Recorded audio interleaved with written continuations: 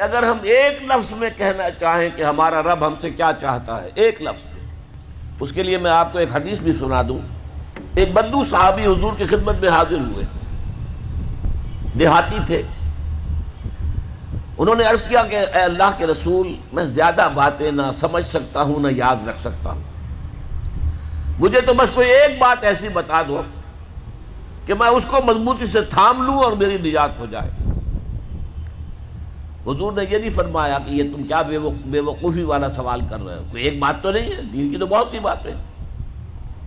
آپ نے تو ہمیں بھی اصول بتایا ہے کہ کلم الناس علی قدر عقولہم، لوگوں سے گفتگو کیا کرو ان کی عقل اور فہم کے مطابق۔ لہذا آپ نے جواب دیا قل آمنت باللہ ثم استقم، بات ختم، کہو میں ایمان لایا اللہ پر، پھر اس پر جم جاؤ۔ اب یہ کہنا تو آسان ہے میں اللہ پر ایمان لایا، لیکن جم جانا، ثم استقم، اس استقامت میں قیامت مضمر ہے۔ اسی طرح ایک لفظ میں اگر آپ اللہ تعالیٰ کے تمام احکام کو جمع کرنا چاہیں تو وہ لفظ عبادت ہے۔ ابھی میں نے سب سے پہلے آپ کو سورہ نوح کی ابتدائی آیت سنائی۔ اللہ فرماتا ہے انا ارسلنا نوحا الی قومہ، ہم نے بھیجا تھا نوح کو اس کی قوم کی طرف، ان انذر قومک من قبل ان یاتیہم عذاب علیم، کہ اپنی قوم کو خبردار کر دو اس سے پہلے کہ دردناک عذاب آ جائے۔ اس حکم پر عمل کرتے ہوئے حضرت نوح نے کیا کہا؟ یا قوم اعبدوا اللہ واتقوہ واطیعون، اے میری قوم کے لوگوں اللہ کی عبادت کرو، اس کا تقوی اختیار کرو اور میری اطاعت کرو۔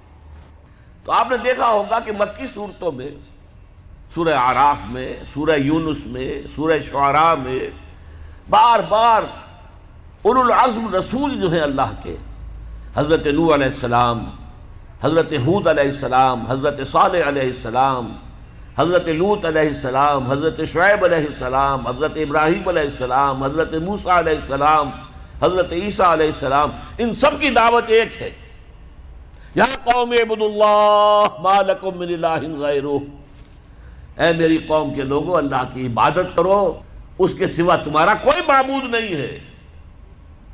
کہیں الفاظ آتے ہیں یا قوم اعبدوا اللہ واطیعون، اے میری قوم کے لوگوں اللہ کی عبادت کرو اور میری اطاعت کرو۔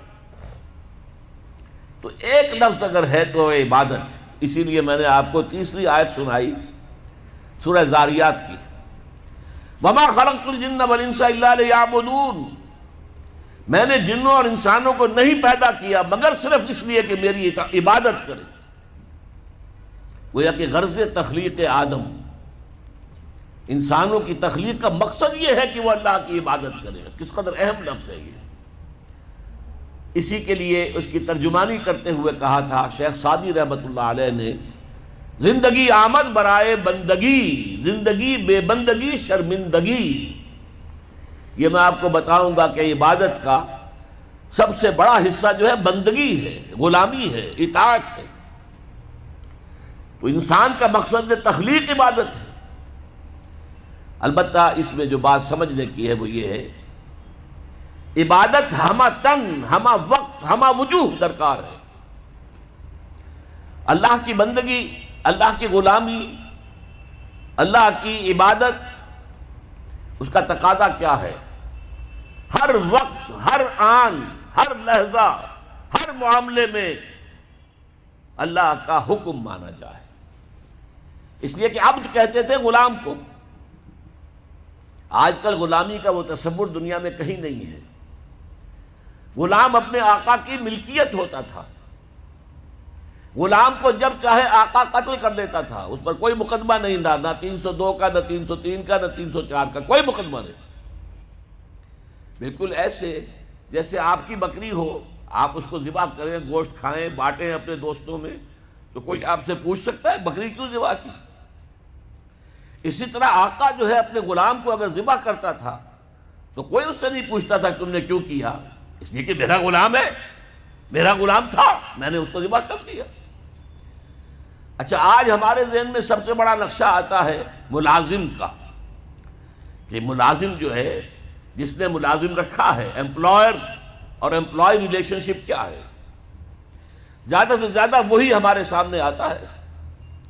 لیکن اس پہ آپ نوٹ کریں گے کہ ملازم ہمہ وقت نہیں ہوتا، اس کی ملازمت کا وقت مقرر ہے۔ پہرہ دار ہے، 12 گھنٹے پہرہ دے گا رات کو، اس کے بعد جا کے سوئے گا۔